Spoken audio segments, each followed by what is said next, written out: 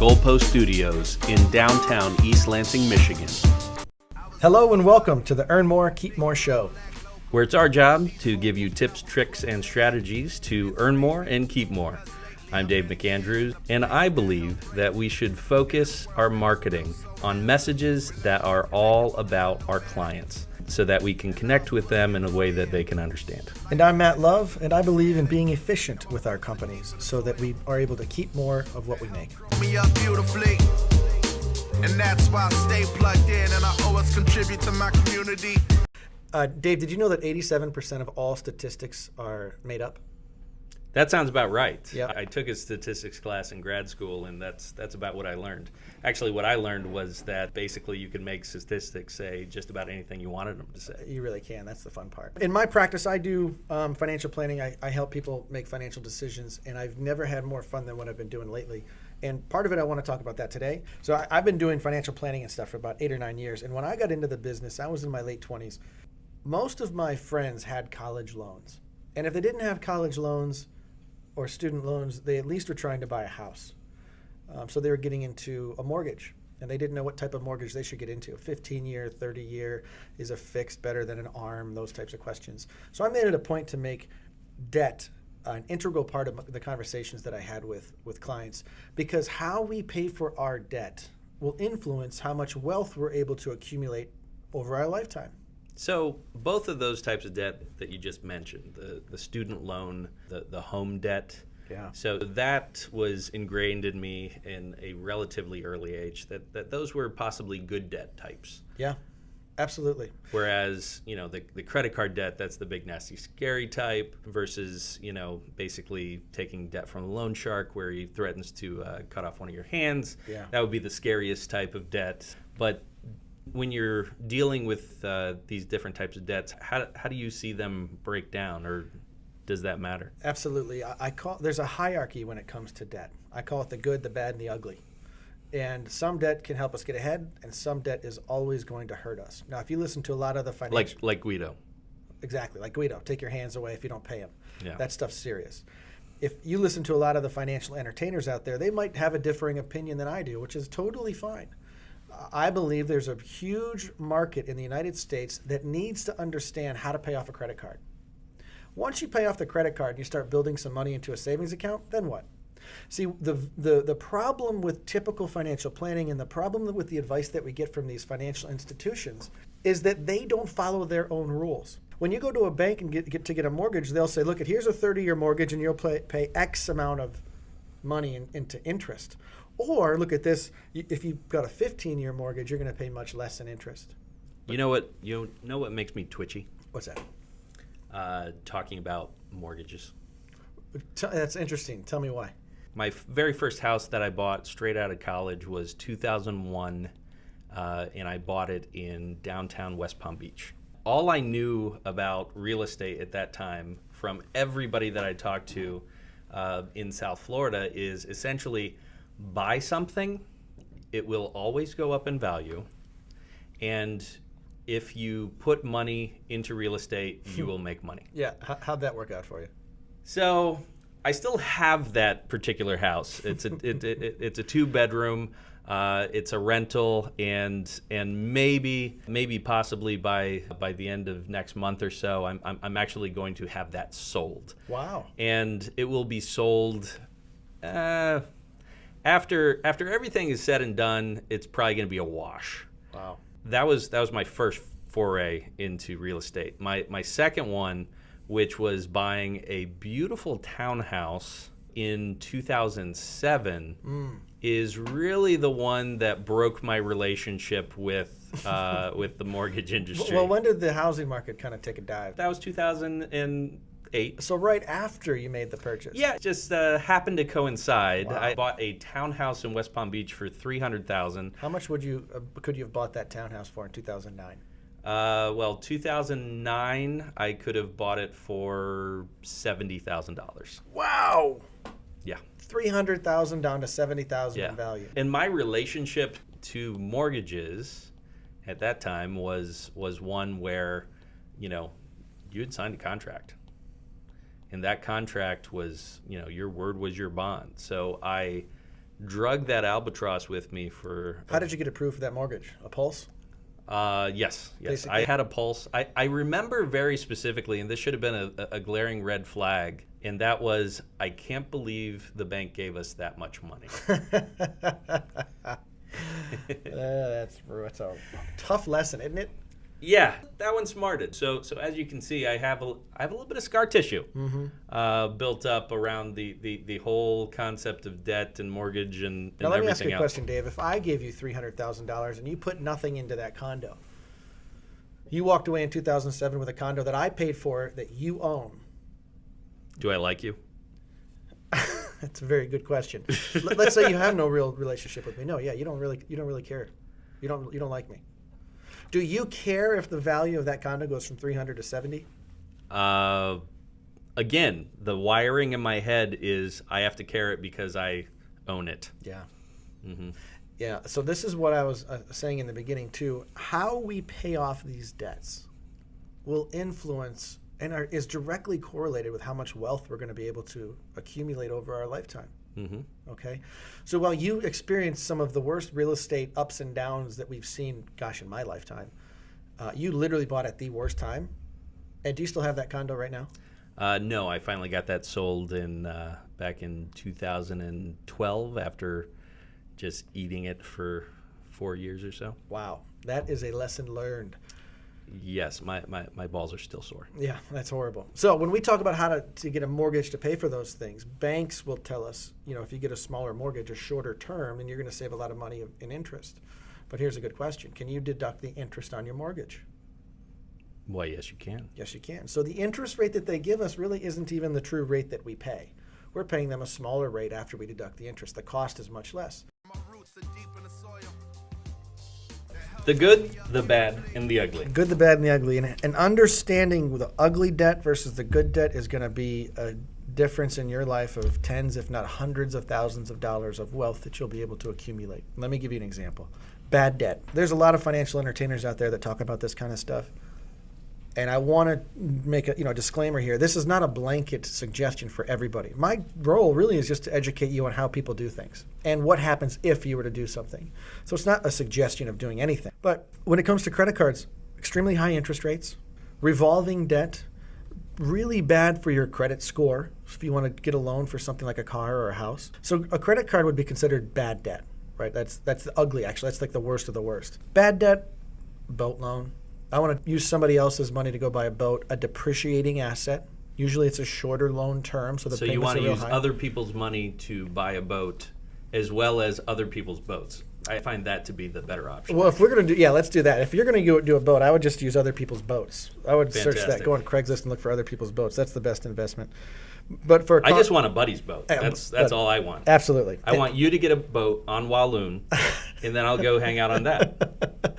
Gas is very expensive. I have a T-shirt in the summertime I wear with my friends. My boat runs on gas, not thanks. Very nice. Yeah, so you'll have to bring some gas money when you come up. But when it comes to car loans, the same thing. Car loans usually have a short repayment term, but at least I'm not giving my valuable dollar, my today's dollar, away to go buy a depreciating asset. At least I can use somebody else's. So I consider that kind of bad, but it's kind of good too. And we'll get into the idea of inflation here in a minute, but then an idea of good debt would be two things, really. Student loans and mortgages. And here's why. I can go very long on a mortgage, and I can go fairly long on a student loan. Relatively low interest rates, and to a certain extent, the government subsidizes that debt. Another way of saying the interest that you pay on that loan is deductible.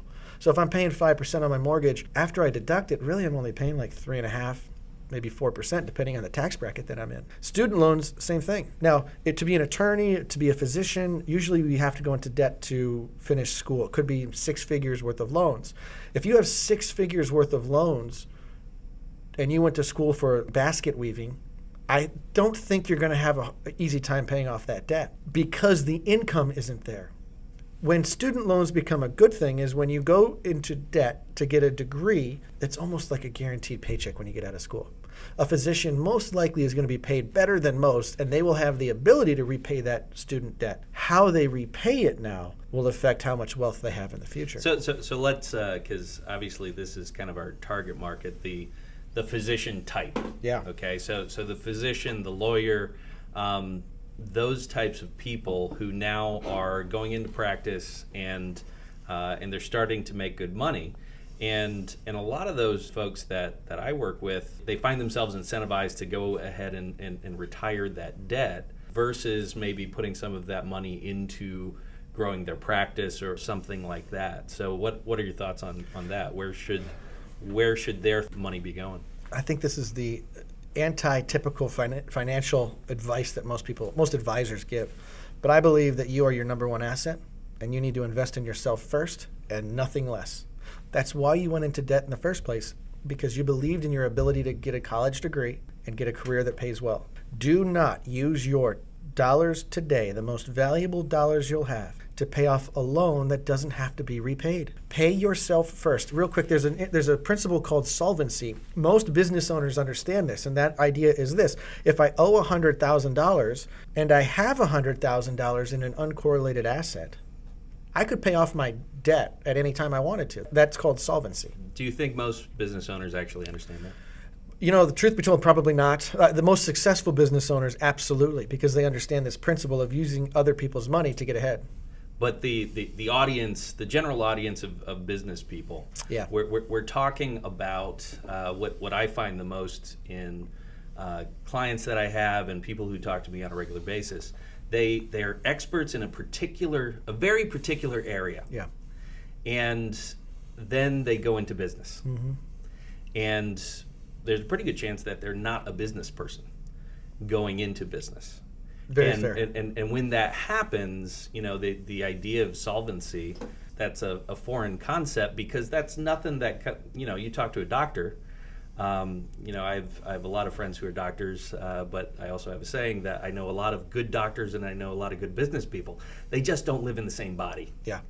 Yeah. And from that standpoint, I don't think that the majority of business owners probably have that understanding of having $100,000 in debt and then having $100,000 in that liquid. Yeah. They like the liquid. They want to have more of that, but they don't necessarily understand the balance between. I think that's probably an accurate statement. And again, I think it comes down to nobody teaches these principles. It's something that's learned over time. Certainly not in medical school. Definitely not in medical school. But here's the idea for everyone listening. If you so let's say there's two people. Person A has $100,000 in the bank. Person B has a $100,000 asset, like a house. Okay? That asset is illiquid. They cannot pull the money out of it. Person A, who has $100,000 in cash, also has a $100,000 mortgage. But wait a second, my house just went up 20%. Great. If you want to get a rate of return, do you want to use your money or somebody else's money to get it? Preferably somebody else's money. Why not use somebody else's?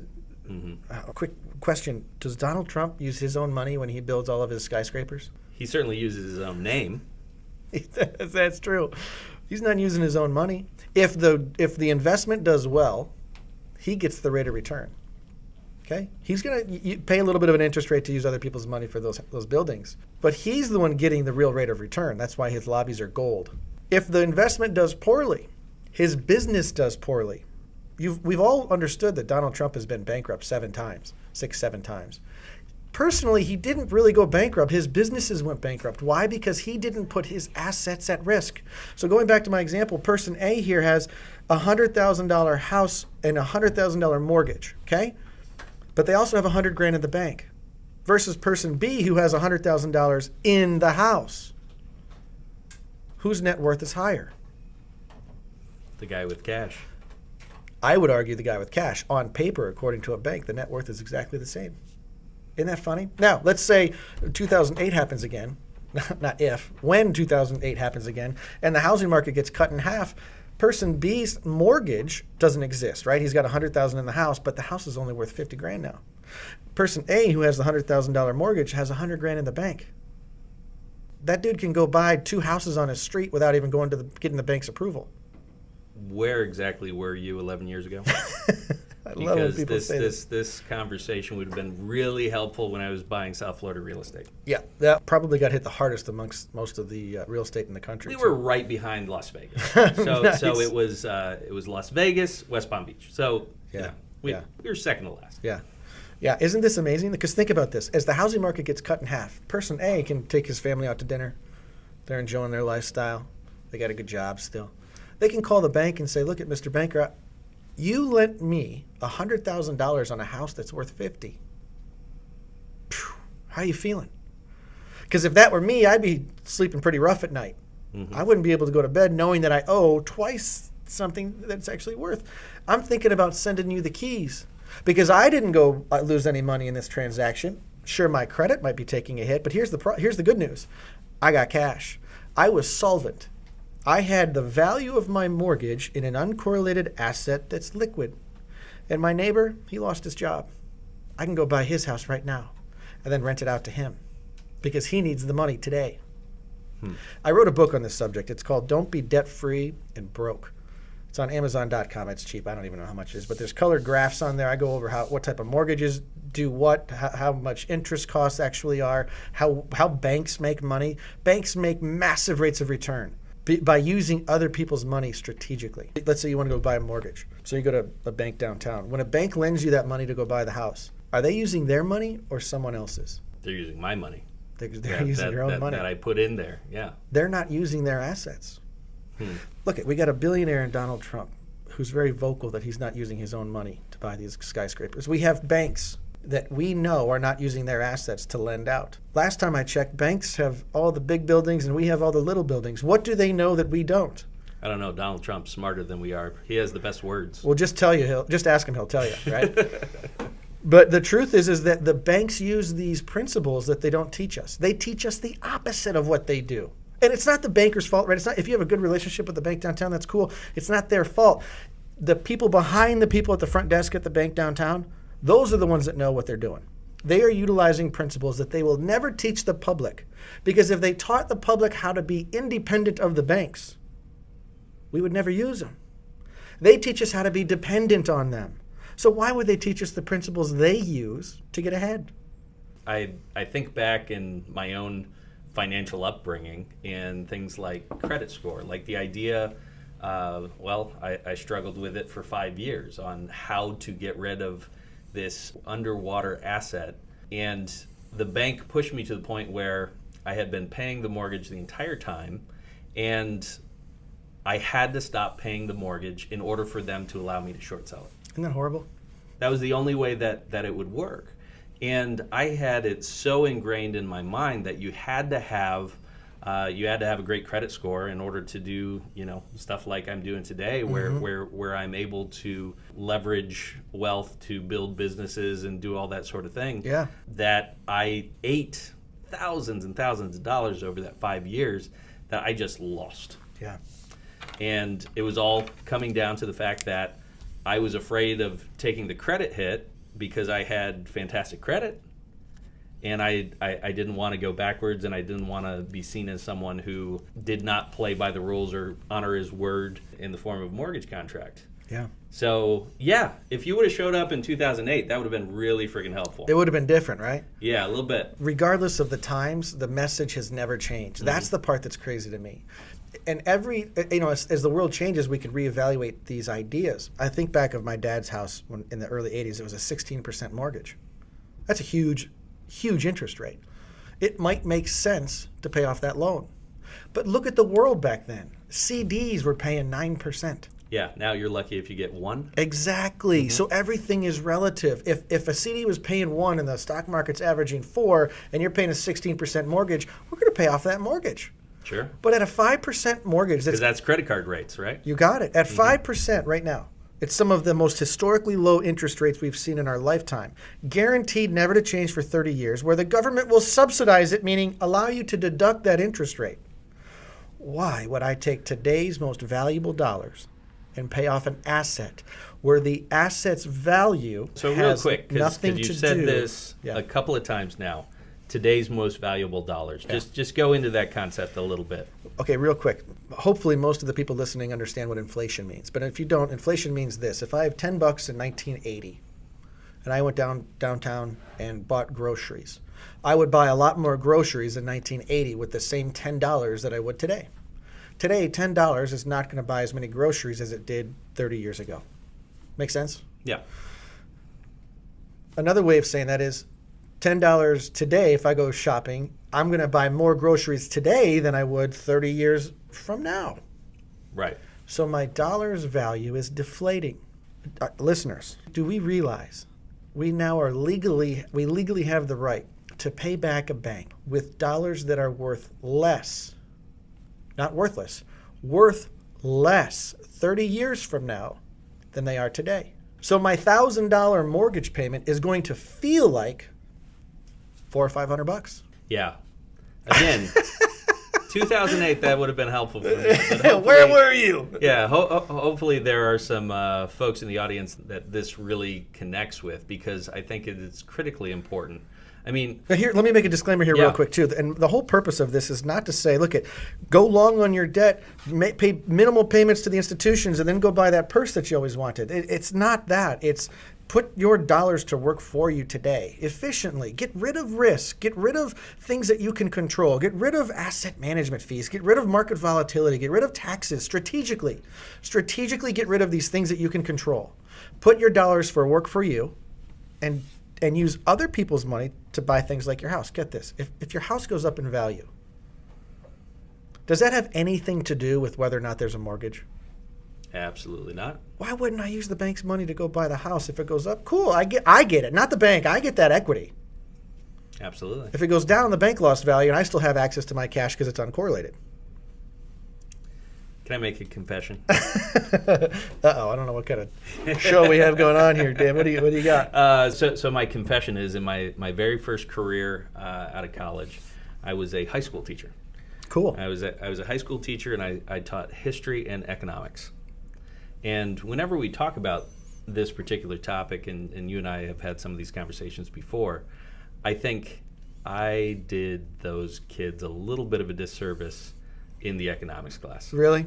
But in what sense? What did you teach? From the sense that I was really good at hitting the macro, Yeah. and I was really good at explaining the system. Like, this is how the system works. Yeah. But looking back on it, it's like everything that I do now is about how we can focus on making the system work for us, rather than turning ourselves into a cow in the farm of life, so that somebody can milk us for our entire lives. Man, you said it perfectly, and I think you hit the nail on the head. And this is why I think you and I wanted to do this and have these conversations, and eventually get outside entrepreneurs to call in and teach us about problems that they didn't know that existed in their world. But, you and I, when we started this, our whole goal is to show people the problems that they are completely unaware of. We don't know what we don't know. And the purpose of this whole thing is to talk about just basic concepts of economics and principles. How do I earn more? How do I grow my business? And at the same time, how do I spend less on what I'm already doing?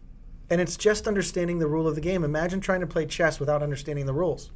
Well, that's what we do all day long in the financial world. No one sits down and teaches us, how much do I save? How much do I put in a retirement account? How much do I put towards my mortgage? Well, I know I'm supposed to be debt-free, but am I really? Because is that going to hurt my wealth in the future? But Dave Ramsey told me to. Oh my gosh, I love Dave Ramsey. Have you seen his new building? It's massive. I don't know how I call him a financial entertainer. He does it for the people, folks. He does it for the people. Go look at his building. It's beautiful. He can fit half of our listeners in that one building, I'm sure. And Dave isn't wrong. Again, Dave is very good for 60, 70% of the population. Right, because again, what your message is there's a good, bad, and ugly. Totally, and he's teaching to get rid of that ugly debt. Right. Yeah. So his focus for the majority of his listeners and the folks who espouse the gospel by Dave Ramsey are really focusing in on, how do I get rid of the ugly? You got it. But it goes further into, you got to pay off that house next. Yeah. And that's when it gets a little bit interesting. I love the message that he gives when he tells people to pay off their bad debt, their credit cards, and to save money in their savings account. But he advocates for $1,000. I advocate for a third of your annual income should be in a bank. A lot of people can't get there, and they definitely don't get there overnight. It's a goal. It's what we're striving towards. I could prove Dave Ramsey, I look at it, there's half of what he does is really, really good, and then maybe the other half I just kind of question. He talks about a 12% mutual fund. I've never seen a mutual fund that does 12% consistently over and over, year after year. I'm going to prove Dave Ramsey wrong in 2 minutes. Ready? Get a pen. If anyone's listening, get a pen. You have he advocates for paying off your mortgage. So he says, if you get a $200,000 mortgage and you have a 30-year loan, you're going to pay $184,000 in interest. That's money you'll never get back, folks. Truth is, that's not the end of the story. Because if I You got to sound more folksy when you're doing. yeah, I don't when have you're that doing southern Dave. drawl. Yeah. He's got that drawl. So he teaches that you're going to lose $184,000, but in the next sentence, he says you can earn 12% in a mutual fund. Guys, go Come online. on, say what? Yeah, go online and get a future value calculator. Put $200,000 in the present value. Do a 12% interest rate for 30 years. What's the value of that account? $11 million. 11 trillion million. No, it's a lot. It's like almost $10 million. So what he's saying is save $184,000 of interest that you're going to lose and get rid of the 11 million that you could have earned if you put it in that same mutual fund I talk about in the next show. It's amazing. And you know what? When it comes down to it, Dave gets paid by all these financial institutions that make these widgets. So that's how he's affording all these big buildings. It'd be fun to invent a Dave Ramsey drinking game.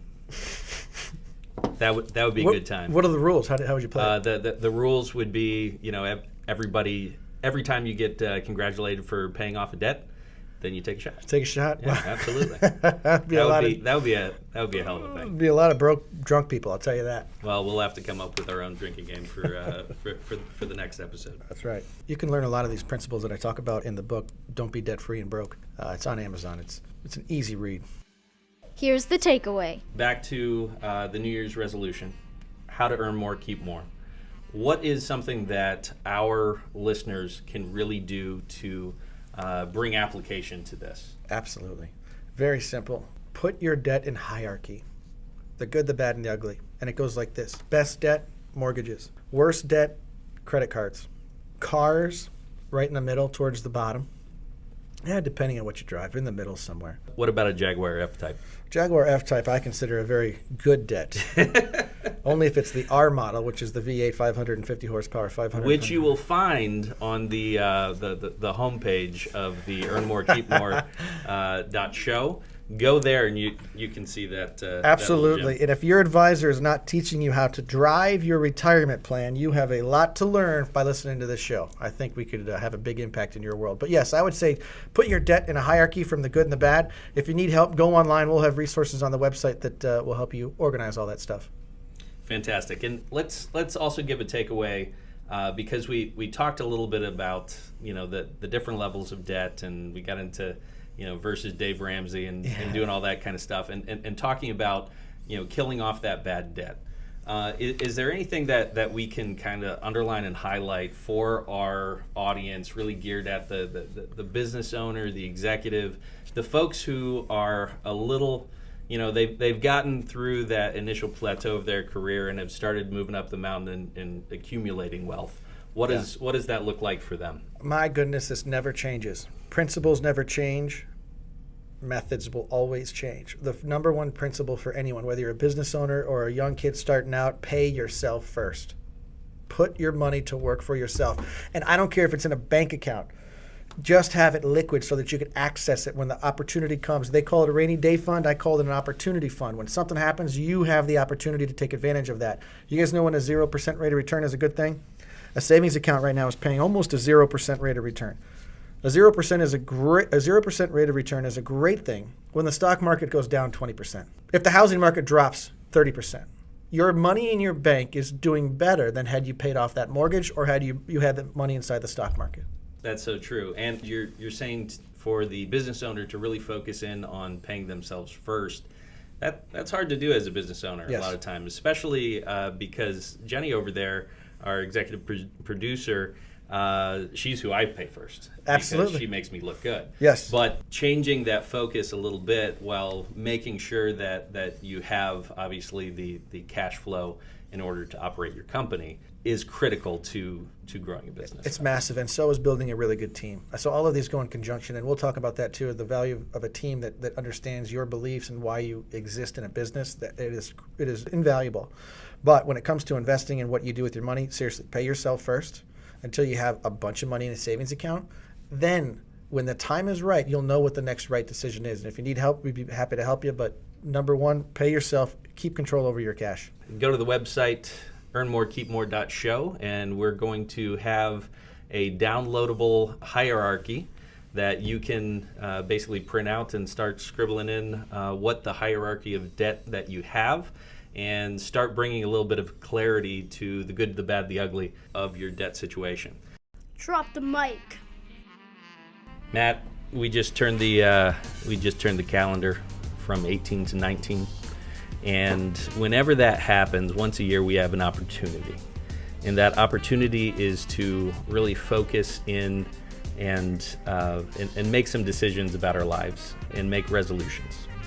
And the resolution that I would be honored if everybody who's out there listening could go and really take to heart and start thinking about in a really serious way is the resolution to earn more and keep more. Absolutely. You know, there's only two ways to increase your business. The first way is to increase your sales. Everybody knows this. Increasing your sales is hard to do. It might mean you spend more money. It might mean you take more risk. You have to change some things to increase the level of production that you're creating. The only other way to increase your business is to reduce the cost it took you to get there. So in your resolutions, there's one of two things you should be focusing on. How are you going to get to the next level as far as sales go? And given the sales that you've already made, how can you reduce your cost? Let's do it. Let's get out there and earn more and keep more. This has been a Goalpost production. That's it for us. We are your hosts, Dave McAndrews and Matt Love. Our executive producer and creative guru is Jennifer McKinstry. Our social media director is Mark Farnes. And a very special thank you to Lansing's own Jose Moore for providing the music. Thanks for listening.